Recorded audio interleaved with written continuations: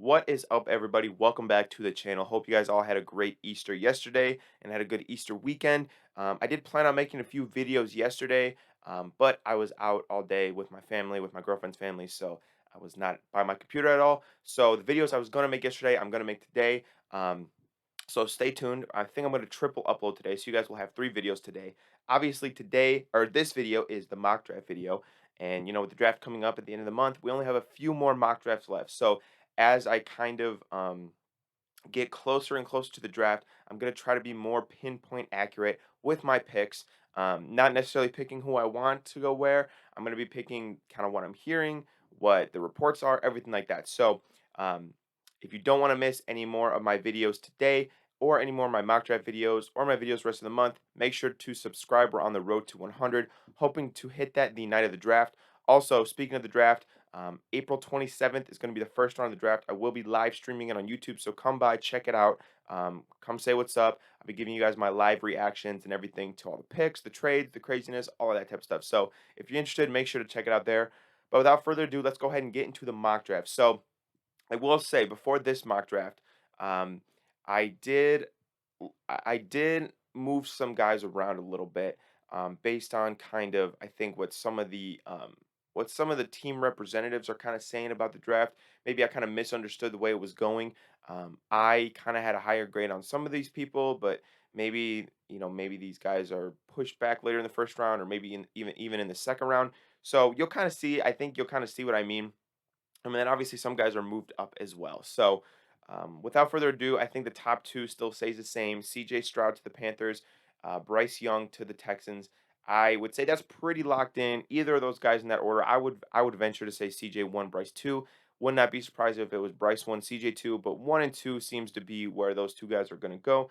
I think it gets really interesting at 3 because, as Adam Schefter just tweeted a few minutes ago, multiple teams have inquired about trading Arizona for pick number 3, which makes sense because Arizona probably doesn't want to take a quarterback, and 3 is prime pickings for a quarterback spot.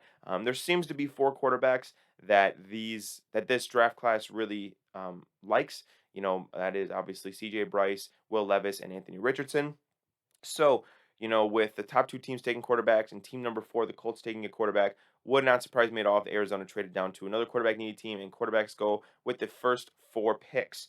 Um, so let's go. I have a mock trade. I'm going to be sending Arizona down to number 7 with the Raiders. The Raiders are going to trade up, and the Raiders are going to take Anthony Richardson. The Raiders have always been a team that has prioritized traits and attributes. They love fast guys. I mean, look at Darius Hayward Bay. Look at Henry Ruggs. They love guys that are fast, that are great athletes.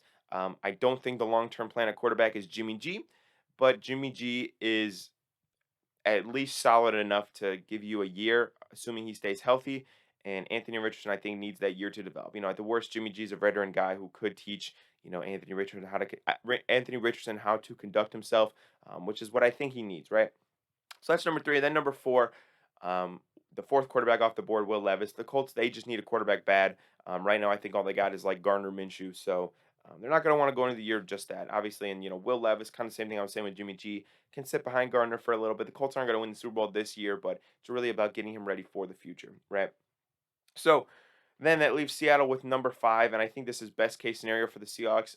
Unless you're one of those Seahawks fans that really wants to take Anthony Richardson, which I can agree with. I can definitely see the point in that. But if you're one of those Seahawks fans that doesn't like Anthony Richardson and wants to just take the best non-quarterback available, this is best case scenario. Now we're left with taking, in my opinion, the best player in the draft, Will Anderson at 5.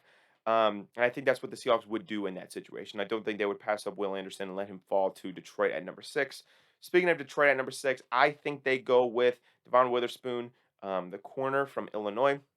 Couple of things that really make sense here. He's a big, well, he's not big, but he plays big. He's a physical corner. He's going to go up. He's going to attack. He plays that aggressive style of defense that Dan Campbell loves. And I think that he has a lot of safety versatility as well. So if you want to play him, opposite of Kirby Joseph, there are also some reports coming out that the Lions are reportedly trying to move off of Jeff Okuda, which would then open up a spot for him at corner. So I just think that it fits really well with Detroit, and I really like the move. Next, number 7 now of the Arizona Cardinals. I think they're going to go with Tyree Wilson. I think at 3, if they stay there, they're probably gonna go with Will Anderson, and I don't see Tyree Wilson as a huge downgrade from Will Anderson. I think you're getting a lot of the same awesome attributes. So if you move down and you get that King's ransom of picks, only to move down 4 spots, you still get a really, really solid edge rusher. I think that's a win-win in Arizona, and especially with them rebuilding. I think that would be really good for their franchise. Next, we have Atlanta at number 8. I think they're gonna go with Jackson Smith and Jigba. The more I think about it, the more I think that they have such a pressing need at wide receiver. Um, and I think that, pairing somebody with Drake London and Kyle Pitts would do wonders for Desmond Ritter or whoever's playing quarterback for them. But outside of those two guys, which they don't even utilize Kyle Pitts, but outside of Drake London, I really just don't think that their receiver room is very good. So I will have them taking Jackson Smith and Jigba, who, from what I've been hearing, is considered by most draft experts to be the best receiver prospect in the draft, which I would agree with personally. Um, Number 9, the Chicago Bears, they're going to go with Jalen Carter. Again, kind of the same thing I said with Arizona. The Jalen Carter might have been the pick at number 1 overall, regardless, if they traded down. But with his whole character issue concerns, he kind of moved down. I think the Bears scoop him up at number 9, and I think that they have the culture and the coaching in place to keep him on the field. Maybe his practice habits are. I heard a scout talk about this week. He said, maybe Jalen Carter's practice habits aren't great. Maybe he's not as coachable. Yada yada yada. If he's producing on Sunday, it's really all they care about. And at the end of the day, I think that's probably pretty true. Um, Number 10, Philly. I am going to go back to one of my earlier mocks, and I'm going to have them taking Bijan Robinson. The more that I think about it, the more that I think that this pick number 10 is just such a luxury pick. The Eagles don't have any pressing holes. I would argue they have a hole at running back. They don't have any pressing holes, at quarterback or running back, receiver, corner, whatever. I mean, yeah, you can go corner here because your corners are getting a little older. True.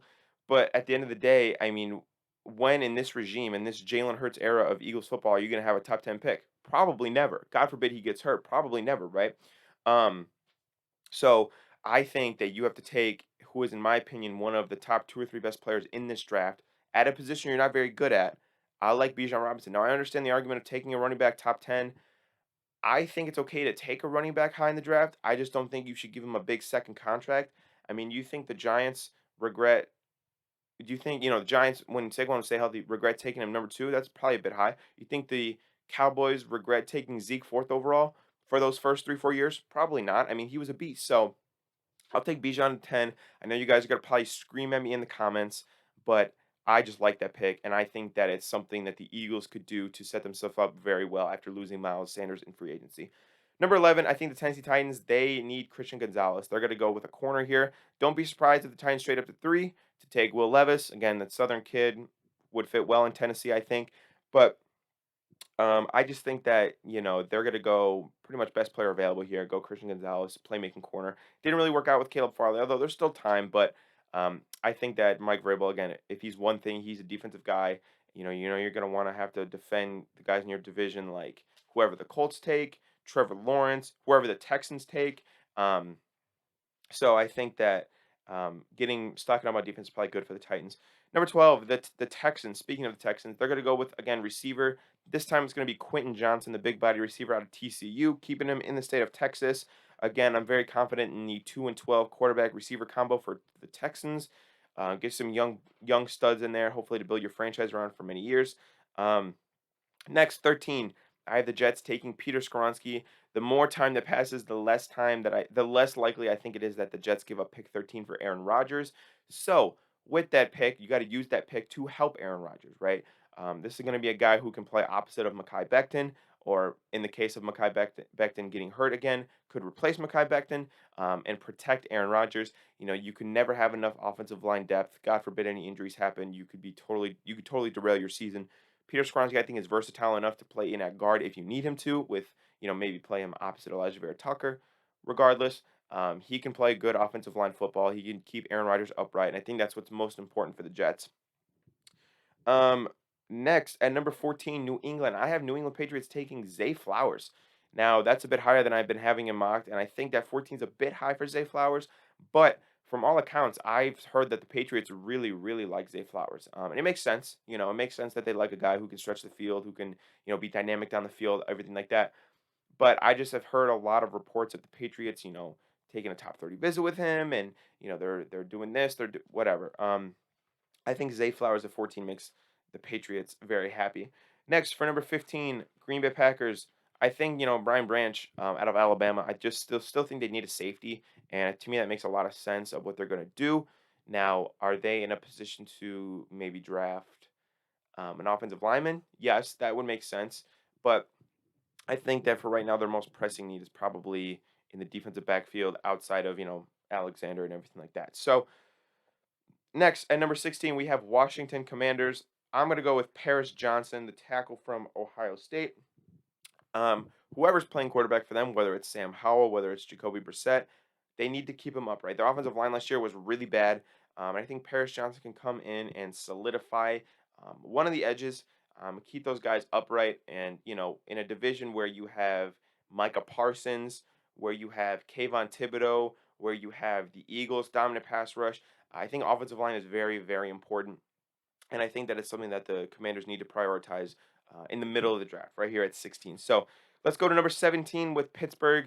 Keeping him in Pittsburgh, it's Kalijah Kancey, the defensive tackle. I think him and Casey Hayward can make a good duo up the middle. And again, with that division of Deshaun Watson, Joe Burrow, Lamar Jackson, you need good pass rushers. He's a really good pass rusher at D tackle. And, if you want to have success in that AFC North division, you have to get after those guys, right? All of those guys are pretty athletic. Lamar and Deshaun especially are very slippery. Um, and I think that having a dominant defensive tackle to win at the point of attack in the pass rush is something that they're going to really need. All right, number 18, Detroit. I think they're going to go with Nolan Smith. I like the move of Nolan Smith on the edge, pairing him with Aiden Hutchinson. Now I know that um, one of their rookies did really good last year, and I'm blanking on his. I could see him in my head. I'm blanking on his name right now. But Nolan Smith, I think, is just a really, really good athlete. And again, it's one of those things where it's like you can just never have enough good defensive linemen, right? You can rotate them all day long, keep them fresh, keep them at 100%. Because when those linemen wear down, are they going to be able to keep up with Nolan Smith if he's all good to go? Are they going to be able to keep up with some of those other guys? So I don't know. I like Nolan Smith to Detroit. Next, Tampa Bay. Really just best player available here. They're pretty dog shit at this point. Um, I'm just gonna go with Brian Brsay, defensive tackle again. Rebuild that defensive line. That's the reason they won that Super Bowl in the first place. That's the reason how they won the Super Bowl in 2002 was because of guys like Warren Sapp and everything. So I think just rebuild the defensive line is probably going to be the move there. Don't be surprised if they make a move up. However, I would not be surprised. Next, we have my Seattle Seahawks back at number 20. I think Joey Porter is a great pick for Seahawks at 20, and it's something that Pete and John would love to do if he's available. A long armed corner. I've talked about this in every mock draft. Long armed corners are Pete and John's forte. They want a guy they can pair with Tariq Woolen because, Mike Jackson and Kobe Bryant, they're good, but they're not like you can play them every day and feel confident good, right? If you have Woolen and Joey Porter there on the outside, you feel really good about your corner room, and probably for the first time since the Legion of Boom era. And I don't need to talk about the Legion of Boom and how good that was for Seattle and their defense, but yeah, I like Joey Porter there. Next, number 21, Los Angeles Chargers, Dwan Jones. I'm going to go with Dwan Jones, the tackle out of Ohio State. Listen, they have Slater at tackle. They have, Zion Johnson at guard and Lindsley at center. I think that's good. I think you need a guy at right tackle. God forbid Slater goes down, you could plug him in at left tackle. The Chargers had some offensive line injuries, and at times their offensive line was dog shit. So if you put a guy at right tackle, you have a really, really solid offensive line to keep Justin Herbert upright. And if you give Justin Herbert enough time, he's one of the best quarterbacks in the NFL. He'll make something happen. So I think that getting a good right tackle would be the move there. Next, for Baltimore, I have them taking Lucas Van Ness, the edge rusher out of Iowa. Um, I don't know. It just seems like with receiver, that's what I had him taking before. I had him taking a lot of Jordan Addison, Zay Flowers, But with the signing of Odell, I think that their receiver position is minimized. And I'm going to talk about what this means for the Ravens, for Odell, for the receiver draft class in the Odell video. And that should be up by now. So please go click on that when you're done with this video. But I think the Ravens now want to shift focus to their defense. Um, Take Lucas Van Ness. I think he's probably the best edge rusher still available. It's good value at 22, and we compare him with the young guys like Odafe Owe. Obviously, losing Calais Campbell is a big subtraction on your defensive line, so I like Lucas Van Ness there for Baltimore. Um, Next for Minnesota, I still like Deontay Banks out of Maryland. You lost your defensive backfield was shit to begin with, and then you lost Patrick Peterson. I know you're bringing in Byron Murphy, but I don't think only one good corner is going to do it justice. Um, I think didn't Dantzler leave too, I think? I'm pretty sure he did. Anyway, um, you know, bringing in Byron Murphy and then drafting Deontay Banks, I think could help shore up that defensive backfield. And listen, the Vikings are not going to win another 11 one-score games. That's not going to happen. So you need to play better defense, and you need to have a better defensive backfield if you're going to want to have sustained success in this league. Next, Jacksonville. I still like Osiris Torrance, the interior offensive lineman. I could see them going corner if one of the top 4 or 5 is available. Um, but I just think that, the interior of the offensive line, they want to prioritize Trevor Lawrence. They've gotten him weapons. The defense was much better last year. So they are going to, try to just keep him upright. Next, New York Giants at number 25. I like Miles Murphy. I like pairing Miles Murphy with Kayvon Thibodeau. Two young. I just love the pairing of two young pass rushers, and I think that's probably a really good idea for the Giants. Next for Dallas, they desperately need a receiver. Brandon Cooks is not the long-term option here. I can definitely see Dalton Kincaid. Um, that's what I'm gonna mock to them is Dalton Kincaid. I think that Dallas is just one of those teams that losing Dalton Schultz, who was one of their primary pass catchers, they're going to want to go tight end. I could see Dalton Kincaid, Michael Meyer, any of those top two guys. Um, I thought about Jordan Addison, but they did trade for Brandon Cooks, and Michael Gallup is coming off the injury. So I think that a better use of this window would probably be to draft Dalton Kincaid or Michael Mayer. Buffalo, I do think that they need another receiver to pair, with Stephon Diggs. Stephon Diggs is great, and then Gabe Davis is kind of whatever. I think they let go of Isaiah McKenzie. Gabe Davis is very inconsistent, so I think Jordan Addison is going to be a good addition. He played before USC. He played in Pittsburgh, so he could play in the cold weather, everything like that. Um, I like Jordan Addison going to Buffalo. Next, we have Cincinnati taking Broderick Jones, the tackle from Georgia. Again, keep Joe Burrow upright at all costs. That's really all it is to this pick. And then New Orleans is going to take Will McDonald, the edge from Iowa State. Again, bad position, best player available type of thing. That's really all I could say for the Saints. The Philadelphia Eagles are going to take defense tackle Mozzie Smith, and then the Kansas City Chiefs are going to end it off by taking Josh Downs, the receiver from North Carolina. Let me know what you guys think of this mock draft. I will be reading. Make sure to read your comments down below. I'm sure I'm going to get a lot about Bijan at 10 again, but you know what? I like it, so whatever. If you guys have any other questions, comments, concerns, make sure to let me know down below. Don't forget to subscribe, and I will see you guys in the other two videos for today. Peace out.